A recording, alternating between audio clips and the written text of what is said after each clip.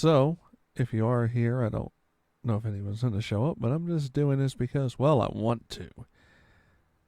That's all there is to it. So, anyhow, my name is Jaime Moreno. I am the Blue Collar Philosopher. I'd thank you for watching this if you're going to watch this here or on my channel, but, and so it goes. I'm going to do a story time here. And the book I picked out, at least for tonight, we're heading into the new year, so Happy New Year, everyone. Wearing a hat because I didn't want to bother getting dressed up, any of that stuff. So, the story that I'm reading tonight is from 1001 Arabian Tales, the Arabian Nights as they call it. Yeah, 1001 Nights, the complete Arabian Nights collection. If you do not have this, you can easily find it on the Kindle store. Not very hard. One moment. I like being able to mute when that happens.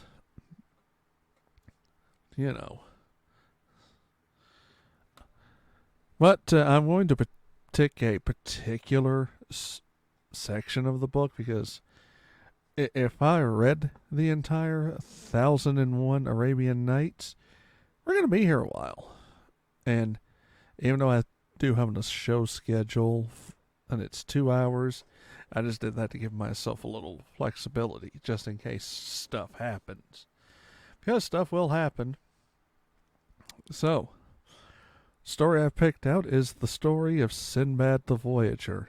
That's a character that everyone should be familiar with, Sinbad.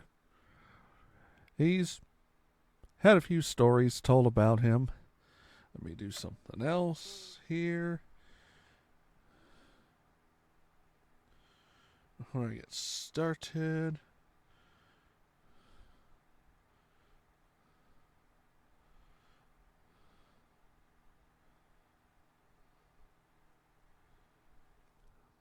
There we go. Alright, got my background set up. I don't know how it looks. But that's here nor there. I might get a better camera later. We don't know. I'm just doing this on the fly, kids. So, with that said,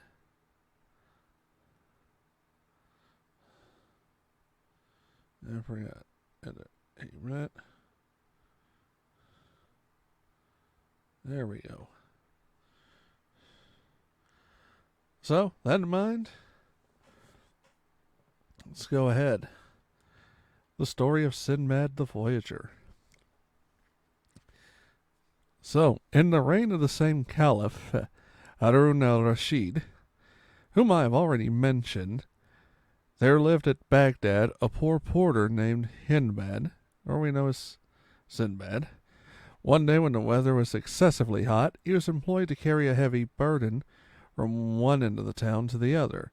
Being much fatigued, having still a great way to go, he came into a street where a refreshing breeze blew on his face, and the pavement was sprinkled with rose water. As he could not desire a better place to rest and recruit himself, he took off his load and sat upon it, near a large mansion. He was much pleased that he stopped in this place, for the agreeable smell of wood of aloes and of pastils that came from the house, mixing with the scent of the rose water, completely perfumed and embalmed the air. Besides, he heard from within a concert of instrumental music, accompanied with this harmonious notes of nightingales and other birds peculiar to the climate. This charming melody, and the smell of several sorts of savory dishes, made the porter conclude that there was a feast, with great rejoicings within. His business seldom leading him that way, he knew not to whom the mansion belonged, but to satisfy his curiosity, he went to some of the servants. whom he saw standing at the gate in magnificent apparel, and asked the name of the proprietor. "How," replied one of them, "do you live in Baghdad and not know that this is the house of Sinbad the Sailor, that famous voyager who has sailed around the world?" The porter, who had heard of this Sinbad's riches, could not envy a man whose condition he thought, as happy as his own, was deplorable, and his mind being fretted with these reflections, he lifted up his eyes to heaven and said loud enough to be heard, "Almighty Creator of all things, consider the difference between Sinbad and me. I am every day exposed to fatigues and calamities, and I can scarcely get coarse barley bread for myself and my family, whilst happy Sinbad profusely expends immense riches and leads a life of continual pleasure. What has he done from a lot so agreeable? What have I done to deserve one so wretched?" Having finished his expostulations, he struck his foot against the ground like a man absorbed in grief and despair.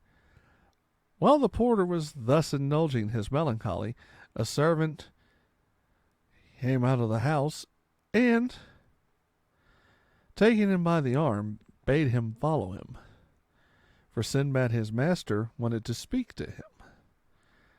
"Sir, your majesty may easily imagine that the repining Hindbad was not a little surprised at this compliment, for, considering what he had said, he was afraid Sinbad had sent for him to punish him.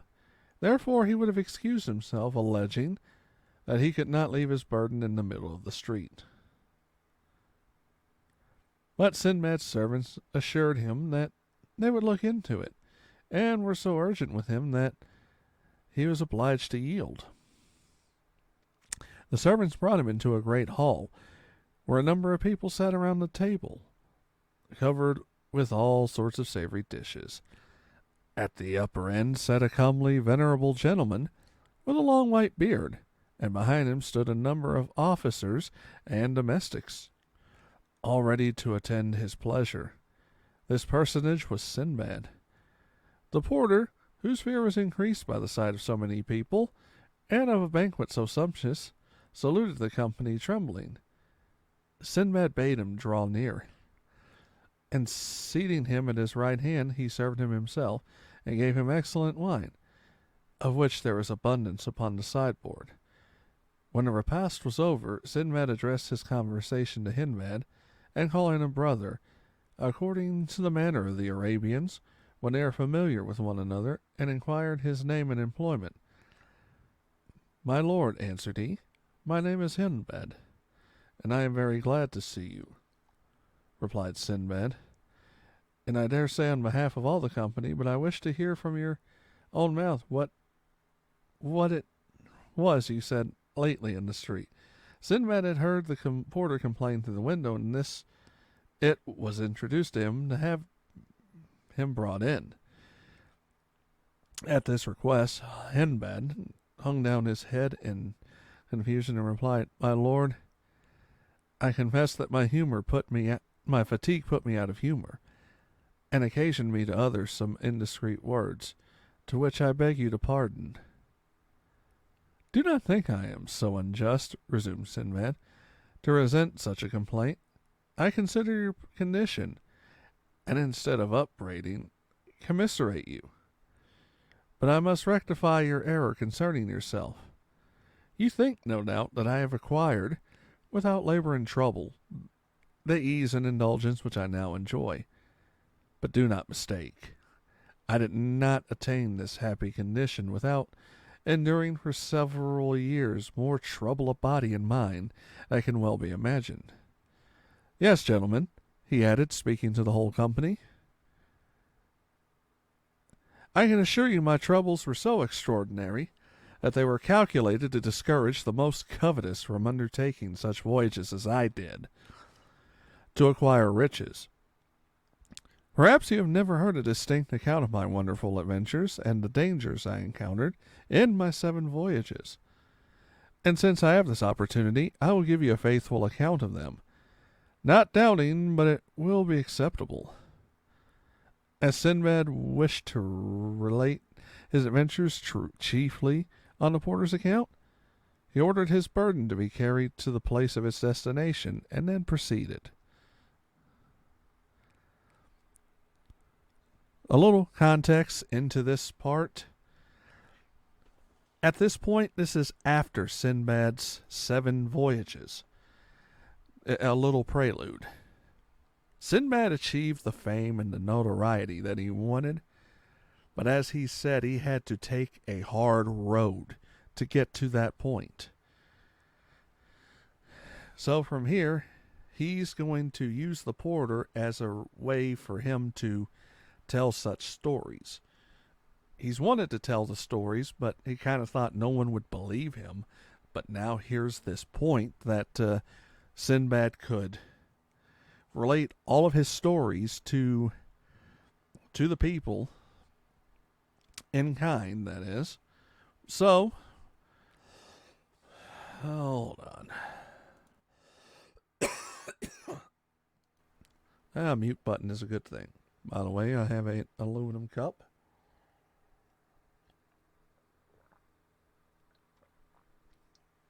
And, much like my friend Rabbit Sensei, I do partake of tea. And when I run out of tea, just a regular old bottle of water. That'll do just nicely.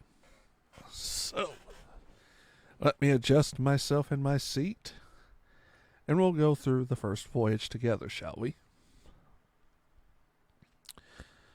So, the prelude is Sinbad is telling the story of his 7 voyages on how he acquired his many wealths that, he's amassed over the years. And trust me when I say he had some adventures. I think a few cartoon companies and there's been a few movies made about Sinbad the Sailor. But trust me when I say that they were pretty incredible. Now, let's get to this.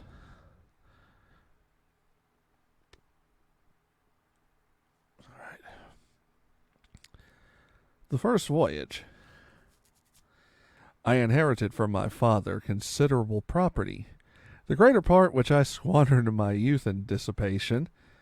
But I perceived my error, and reflected that riches were perishable, and quickly consumed by such ill managers as myself. I farther considered, and that's farther as in F-A-R-T-H-E-R, considered, which means further's like, okay, concluding on. Farther is kind of long term. He realizes long term that this is a bad idea, spending all this money. So I farther considered that my irregular way of living, I wretchedly misspent my time, which is, of all things, the most valuable. I remembered the saying of the great Solomon, which I had frequently heard from my father, that death is more tolerable than poverty. Struck with these reflections, I collected the remains of my fortune, and sold all my effects by public auction, which was common in that age, by the way. I then entered into a contract with some merchants who traded by sea. I took the advice of such, and as I thought most capable of assisting me, and resolving to improve what money I had, I went to Basora, and embarked with several merchants on board a ship we had jointly fitted out. And modern terms, they basically got a boat. They bought a boat that was in good condition. Said, all right, we're going to set out to sea. He and merchants, this is how he started. So we set sail and steered our course toward the Indies, through the Persian Gulf, which is formed by the coasts of Arabia Felix on the right, and by those of Persia on the left. Which is true. You've got the Persian Gulf, which goes through Saudi Arabia, does have Arabian Felix, which is now Saudi Arabia, Kuwait, and then, of course, Persia itself on the left, which is modern-day Iran. So give you a context of where we are. All right. And according to common opinion, is 70 leagues wide at the broadest place. A league is probably going to be equivalent to probably about 1.5 feet. Someone will have to correct me that knows nautical terms, because I wasn't a seafarer. Not at all. The Eastern Sea, as well as that of the Indies, is very spacious. It is bounded on one side by the coasts of Abyssinia, and is 4,500 leagues in length to the Isles of Vakvak. At first I was troubled with the seasickness, but speedily recovered my health, and was not afterwards subject to that complaint. And that is a common thing that does happen. If you're not a seafarer, you're not going to be used to the rocking waves. It messes with your equilibrium tremendously. And until you get used to it, you are going to get sick a lot. Once your body gets adjusted to constantly shifting, there we go, constantly shifting, and the waves doing this all day, your body adjusts to it, you should be good. If your body doesn't adjust to it, you have a more serious problem, probably vertigo. So, in our voyage, we touched at several islands, where we sold and exchanged our goods. One day, whilst under sail, we were becalmed near a small island, but little elevated above the level of the water, and resembling a green meadow. The captain ordered his sails to be furled, and permitted such persons as were so inclined to land. Of this number I was one. But we were enjoying ourselves, eating and drinking, and recovering ourselves from the fatigue of the sea. The island on a sudden trembled, and this shook us terribly. The trembling of the island was perceived on board the ship, and we were called upon to re-embark speedily, or we should all be lost, for what we took for an island proved to be the back of a sea monster. The nimblest got into the sloop, the others betook themselves into swimming, but for myself I was still upon the back of the sea creature when he dived into the sea, and I had time to only catch a hold of a piece of wood that we had brought out of the ship to make a fire. Meanwhile, the captain, having received those on board who were in the sloop, and taken up some of those that swam, resolved to improve the favorable gale that had just ridden, and hoisting his sails, pursue his voyage, so that it was impossible for me to recover the ship. Thus I was exposed to the mercy of the waves. I struggled for my life for all the rest of the day, and the following night.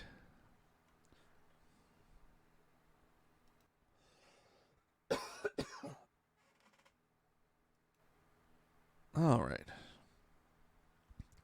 By the time I found my strength gone, and despaired of saving my life, when happily a wave threw me against an island. The bank was so high and rugged, so that I could scarcely have got up, had it not been for the roots of some trees, which fortune seemed to have preserved in this place for my safety. Having reached the land, I lay upon the ground half dead until the sun appeared. Then, though I was very feeble, both from the hard labor and the want of food, I crept along to find some herbs fit to eat, and had the good luck to not only procure some, but likewise to discover a spring of excellent water, which contributed much to recover me. A survival tip, by the way: you can survive without food for 2 weeks. Without water, 3 days. If you're lucky, 3 days. After this, I advanced further into the island, and at last reached a fine plain, where at a great distance I perceived a horse feeding. I went towards it, fluctuating between hope and fear, for I knew not whether in advancing I was more likely to endanger or preserve my life. As I approached, I perceived it to be a very fine mare, tied to a stake. While admiring its beauty, I heard from beneath the voice of a man, who immediately appeared and asked me who I was. I related to him my adventure, after which, taking me by the hand, he led me into a cave, where there were several other people, no less amazed to see me than I was to see them. I partook of some provisions which they offered me, and asked them what they did in such a desert place, to which they answered, they were grooms belonging to the Maharaja, sovereign of the island, and that every year, at the same season, they brought thither the king's mares, and fastened them as I had seen until they were covered by a seahorse, who afterwards endeavored to destroy the mares, but was prevented by their noise and obliged to return to the sea. The mares, when in foal, were taken back, and the horses thus produced were kept for the king's use and called sea-horses.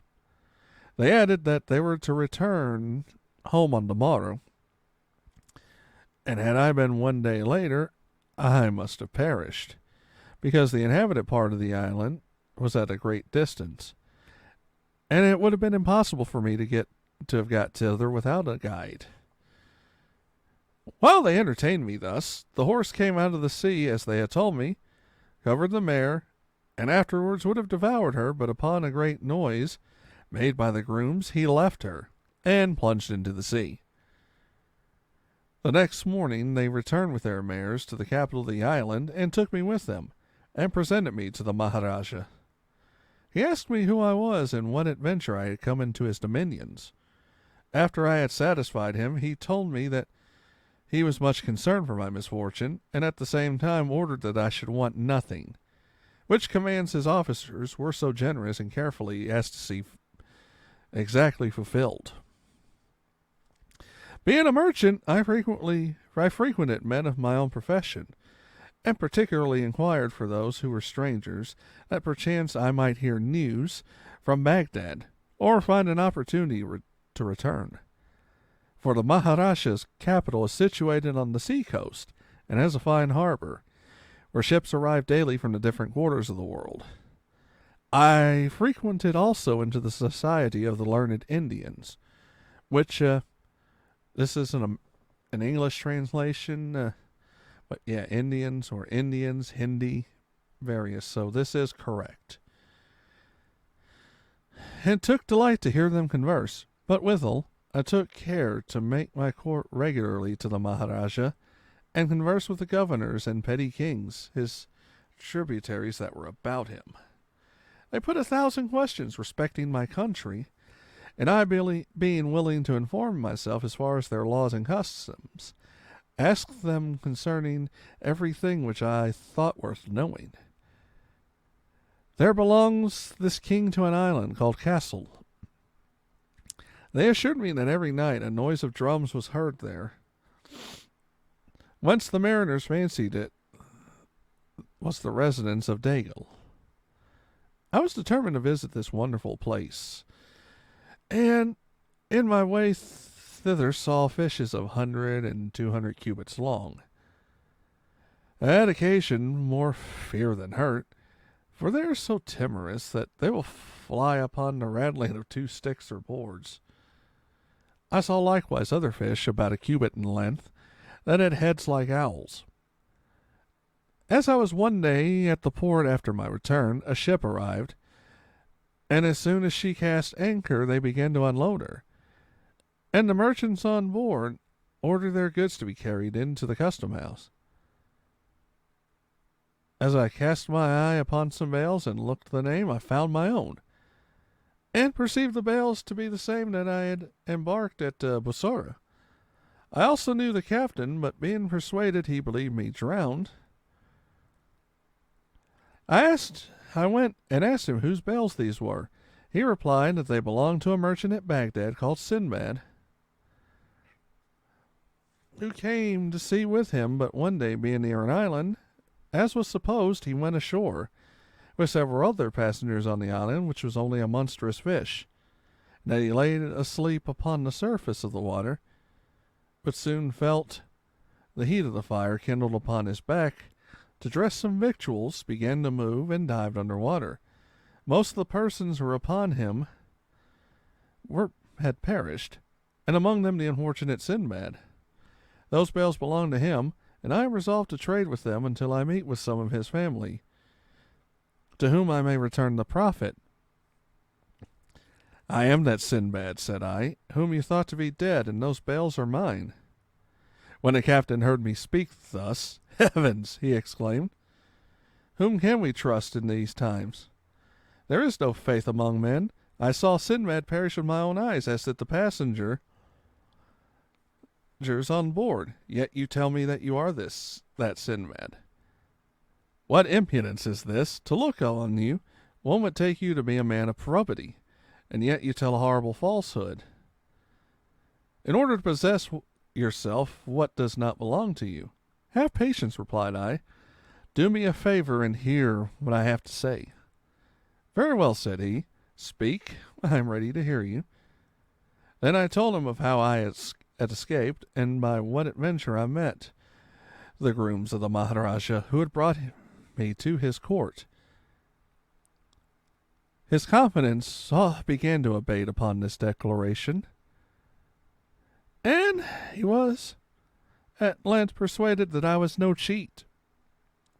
For there came people from the ship who knew me, paid me great compliments, and expressed much joy at seeing me alive. At last he recollected me himself, and embracing me, Heaven be praised, said he, for your happy escape.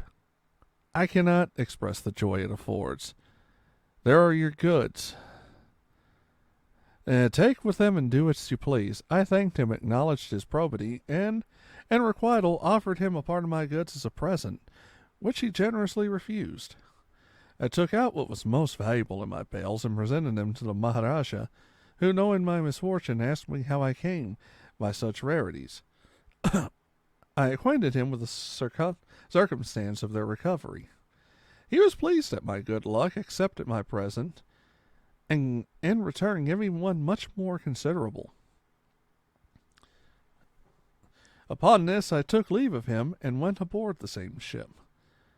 After I exchanged my goods for commodities of that country,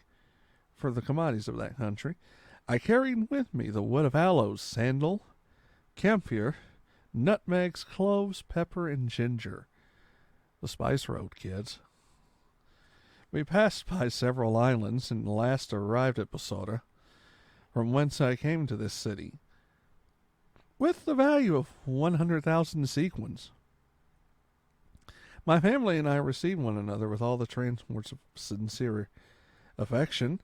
I bought slaves of both sexes, and a landed estate, and built a magnificent house. Thus I settled myself, resolving to forget the miseries I had suffered, to enjoy the pleasures of life.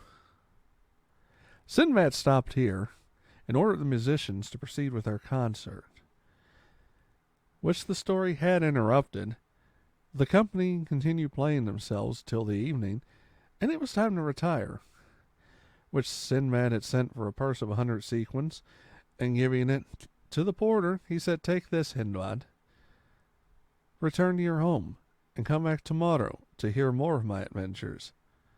The porter went away, astonished at the honor done, and the present made him. The account of this adventure proved very agreeable to his wife and children, who did not fail to return thanks to God for what providence had been sent to him by the hand of Sinbad.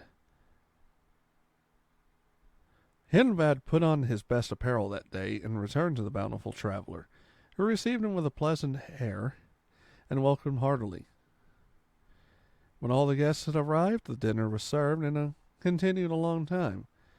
When it was ended, Sinbad, addressing him to the company, said, "Gentlemen, be pleased to listen to the adventures of my second voyage. They deserve your attention even more than those of the first." All right, so let's take a break here for a second, and let's go over what happened. Sinbad was crying in the street because he'd had some bad fortunes. We all do. What Sinbad had done was he cried in the street. Sinbad heard him, took pity on him. He took pity on him and said, all right, for a small amount of your time, I want you to listen to my story. And Sinbad agreed.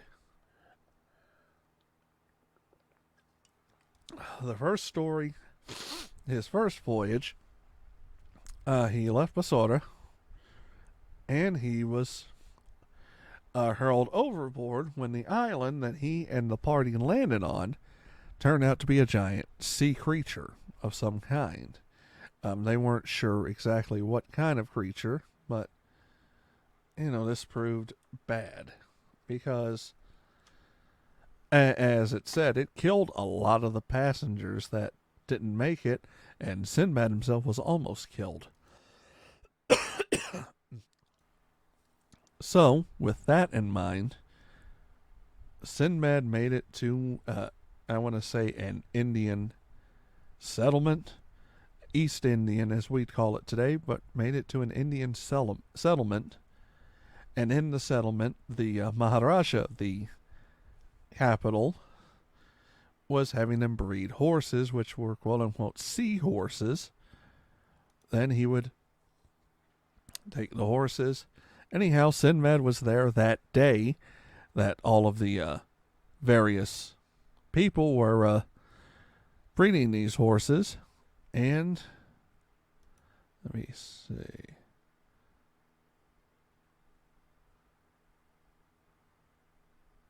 There we go. Yeah, they were they were going through those horses, and they brought them back. Sinbad came along for the ride. And on top of that, whenever he did come for the ride, the Maharaja had heard his story, how he was shipwrecked and waterlogged. So from there, he decided to take pity on him, and taking pity on him, he let him into the kingdom. The ship that he had been shipwrecked off of came into port. Once it came into port, the captain kind of recognized him, to be honest with you. He didn't know what was going on, but he recognized him somehow. Once that happened, then Sinbad was able to acquire his goods, and he went back to Basora and Baghdad from there. Paid Sinbad 100 sequins, which pretty decent sum of money for the time. His wife praised God, praised Sinbad. So Sinbad felt obligated to come back for the second story, which Sinbad is more than happy to tell. So, we got one more then. Let's hear the second voyage. I designed, after my first voyage, to spend the rest of my days at Baghdad. As I had the honor to tell you yesterday, but it was not long here that I grew weary of an indolent life, which means he got bored. My inclination to trade revived. I brought the goods proper for the commerce I intended, and put to sea a second time with merchants of known probity, which means these were merchants that he knew were honorable, they were reputable, and they knew their business. So he wasn't going with some run-of-the-mill merchants. Right. We embarked on board a good ship, and after recommending ourselves to God, set sail. We traded from island to island and exchanged commodities with great profit. One day we landed in an island covered with several sorts of fruit trees, but we could see neither man nor animal. We went to take a little fresh air in the meadows. among the streams that water them, whilst some diverted themselves to gathering flowers and other fruits. I took my wine and provisions and sat down near a stream, betwixt two high trees, that's between. By the way, for those betwixt, same thing, which formed a thick shade. I made a good meal and afterwards fell asleep. I cannot tell how long I slept, but when I awoke the ship was gone. I was much alarmed at finding the ship gone. I got up and looked around me, but could not see one of the merchants who landed with me. I perceived the ship under sail, but at such distance that I lost sight of her within a short time. I leave you to guess my melancholy reflections in this sad condition. I was ready to die with grief. I cried out in agony, beat my head and breast, and threw myself upon the ground, where I lay some time in despair, one afflicting thought being succeeded by another more afflicting. I upbraided myself 100 times for not being content with the produce of my first voyage, and that might have sufficed me all my life. But all this was in vain, and my repentance too late. At last I resigned my will to the will of God. Not knowing what to do, I climbed up the top of a lofty tree, from whence I looked about on all sides to see if I could discover anything that could give me hopes. When I gazed towards the sea, I could see nothing but sky and water. But looking over the land, I beheld something white, and coming down, I took what provision I had left, and went towards it, the distance being so great that I could not distinguish what it was. As I approached, I thought it to be a white dome, of some prodigious height and extent. When I came up to it, I touched it, and found it to be very smooth. I went round to see if it was open on any side, but I saw it was not, and that there was no climbing up to the top, as it were so smooth. It was at least 50 paces around. By the time the sun was about to set, all of a sudden the sky became dark as if it had been covered by a thick cloud. I was astonished at this sudden darkness, but much more when I found it occasioned by a bird of a monstrous size, which came flying toward me. I remember that I had often heard mariners speak of a miraculous bird called a roc, which conceived that this great dome, which I so much admired, must be its egg. In short, the bird alighted and sat over the egg. As I perceived her coming, I crept to the egg so much so that I had before me one of the legs of the bird, which was as big as the trunk of a tree. I tied myself to it strongly to it with my turban, and in hopes the roc the next morning would carry me with her out of this desert island.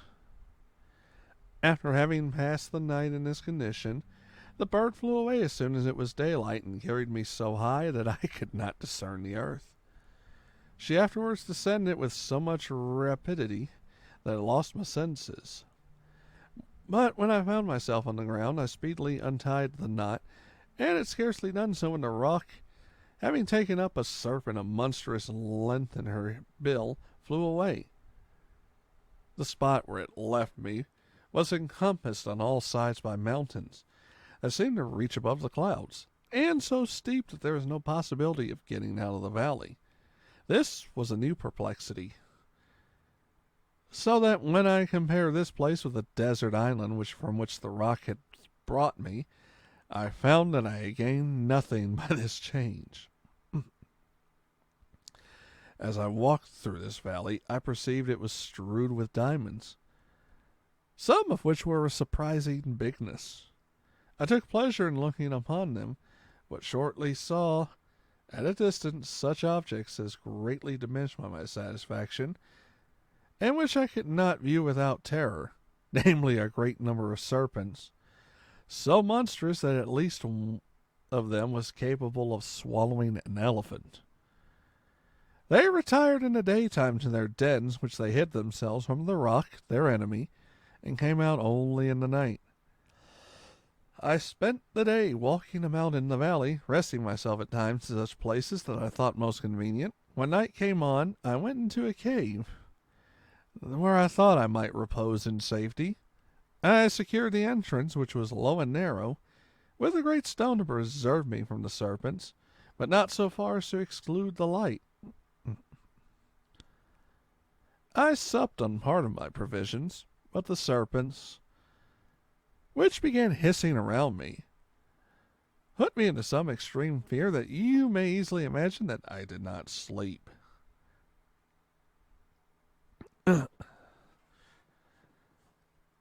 When the day appeared and the serpents retired, and I came out of the cave trembling, I can justly say that I walked upon diamonds, without feeling inclination to touch them. As I sat down, notwithstanding my apprehensions, not having closed my eyes during the night, I fell asleep, and upon eating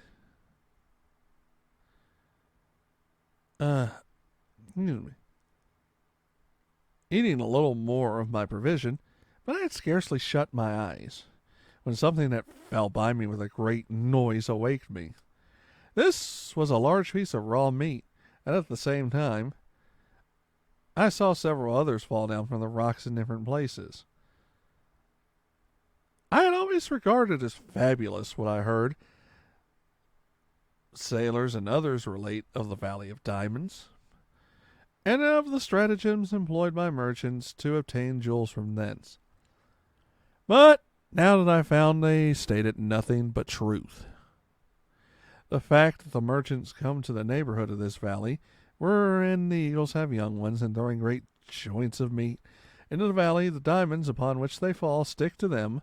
The eagles, which are stronger in this country than they were than anywhere else, pounce with great force upon those pieces of meat, and then carry them to their nests on the precipices of the rocks there to feed their young. The merchants at this time run to their nests, disturb and drive off the eagles with their shouts, and take away the diamonds that stick to their meat. Until I perceived the device, and I had concluded it to be impossible for me to get from this abyss, which I regarded as my grave. But now I changed my opinion and began to think upon the means of my deliverance. I began to collect together the largest diamonds I could, put them into the leather bag which I used to carry my provisions.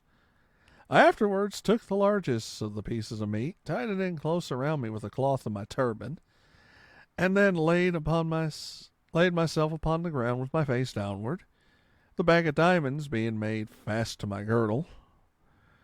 I had scarcely placed myself in this posture when the eagles came. Each of them seized a piece of meat, and one of the strongest, having taken me up with the piece of meat which I was fastened, and carried me to his nest on top of the mountains. The merchants immediately began their shouting to frighten the eagles, and when they obliged them to quit their prey, one of them came to the nest where I was at. He was much alarmed when he saw me, but recovering himself, instead of inquiring how I came thither to quarrel with me, he began to quarrel with me and asked why I stole his goods. "You will treat me," replied I, "with more civility when you know me better. Do not be uneasy. I have diamonds enough for you and myself, more than all the other merchants together, whatever they have to owe to chance, but I selected for myself in the bottom of the valley, for which you see in this bag." I had scarcely done speaking when the other merchants came crowding about us, much astonished to see me, but they were much more surprised when I told them my story. Yet they did not so much admire my stratagem to effect my deliverance as my courage into putting it into action. They concluded me to their encampment. Thus, having opened my bag, they were surprised at the largeness of my diamonds, and confessed that in all the courts for which they had visited, they had never seen any of such size and perfection. I prayed the merchant who owned the nest to which I had been carried, for every merchant had its own, to take as many as his share as he pleased. He contented with himself with one, and that too the least of them, and when I pressed him to take more, without fear of doing me any injury, no, said he, I am very well satisfied with this, which is valuable enough to save me the trouble of making any more voyages, and will raise a great fortune as I desire. I spent the night with the merchants, and I related my story a second time, for the satisfaction of those who had not heard it. I could not moderate my joy when I found myself delivered from the danger I have mentioned. I thought myself in a dream and could scarcely believe myself out of danger. The merchants had thrown their pieces of meat into the valley for several more days, and each of them being satisfied with the diamonds that had fallen to his lot, we left the place the next morning and traveled near high mountains, where there were serpents of a prodigious length, which we had the good fortune to escape. We took shipping at the first port we reached, and touched at the Isle of Roja, where the trees grow that yield camphor. This tree is so large, and its branches so thick, that 100 men may easily sit under its shade. The juice of which camphor is made exudes from a hole bored in the upper part of the tree, and is recovered in a vessel, which thickens to a consistency and becomes what we call a camphor, after which the juice is thus drawn out, the tree withers and dies. This island is also found the rhinoceros, an animal less than the elephant but larger than the buffalo. It has a horn upon its nose, about a cubit in length. The horn is solid and cleft through the middle. Upon this may be seen white lines, representing the figure of a man. The rhinoceros fights with the elephant, runs its horn into his belly, and carries him off upon his head. With the blood and the fat of the elephant running into his eyes and making him blind, he falls to the ground. And then, strange to relate, the rook comes and carries them both away in her claws, for food for her young ones.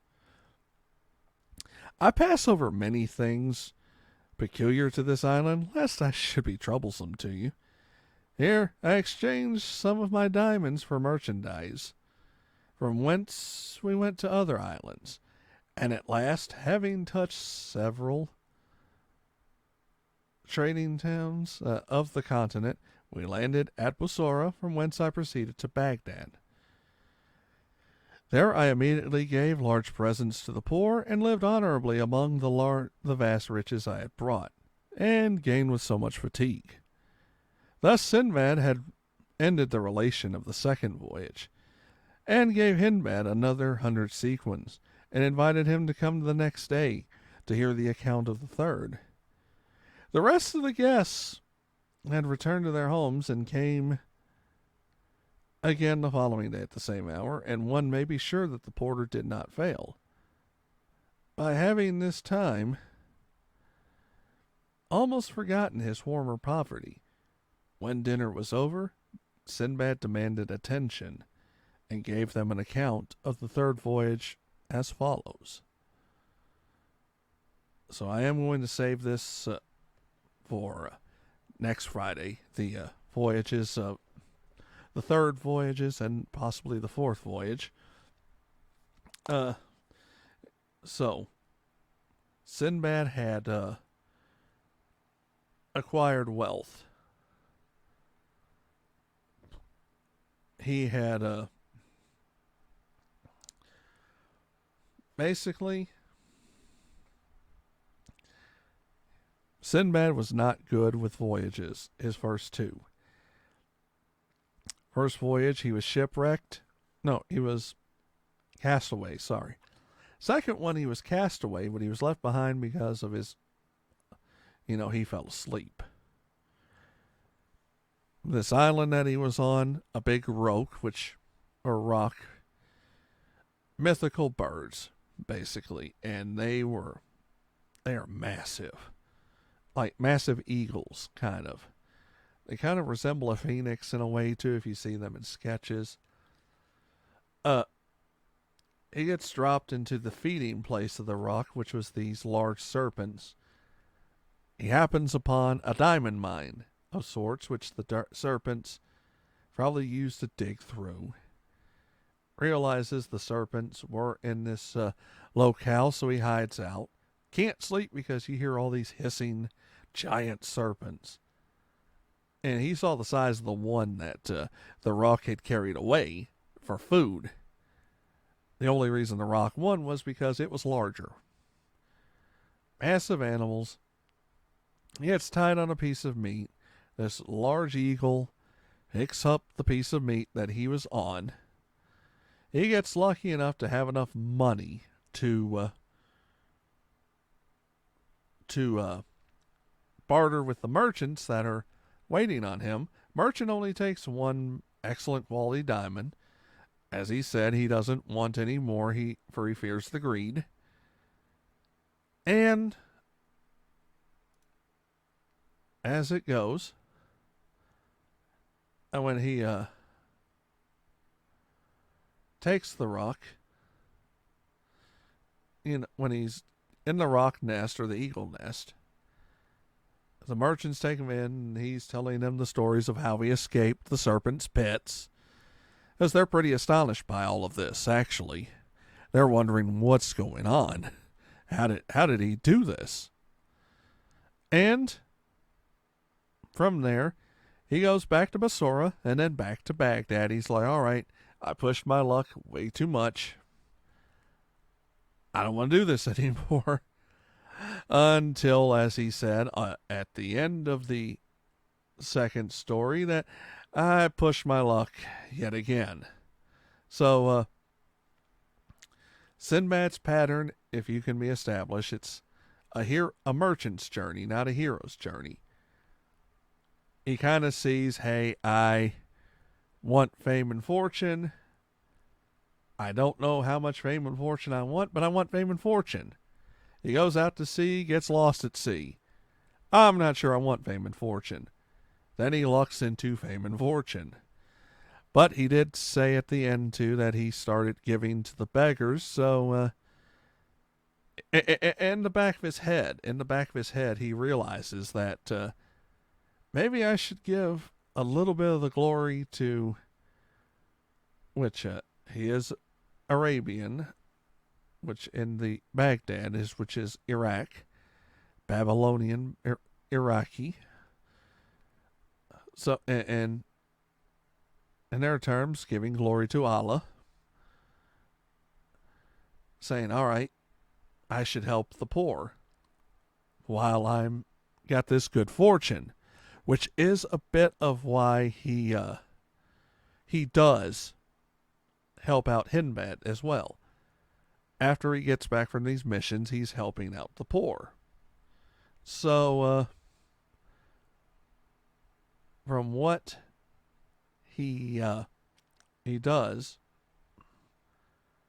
he's giving 100 sequins, about 100 gold coins or jewels. He's giving 100 each time he listens to the story. Sinbad's got 200, so he's not doing bad. But he also realizes that, well, he kind of owes it to Sinbad to let him finish his voyages.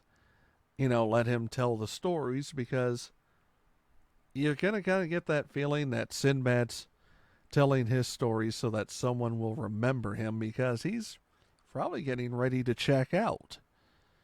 And I don't mean check out in the going on another journey, as in, if you had to wager, Sinbad's ready to die. And while that's kind of sad to think about, at least he's telling all of these stories before he goes away. But all the same, if you liked this, you can follow the channel. I'm also on Twitter at Blue Collar JM. I have a YouTube channel, Blue Collar Philosophy, and various other links you can find in my description. I have a podcast which is on Apple Podcasts and Google Podcasts, same title, Blue Collar Philosophy. So, I know you're going to check this out on one of my channels, whether the Roulette Productions or the channel set aside for all of this. But all the same, when you do catch this, I will thank you for watching, and I thank you for listening to all of this. I will be back next week with more stories, and have a good one.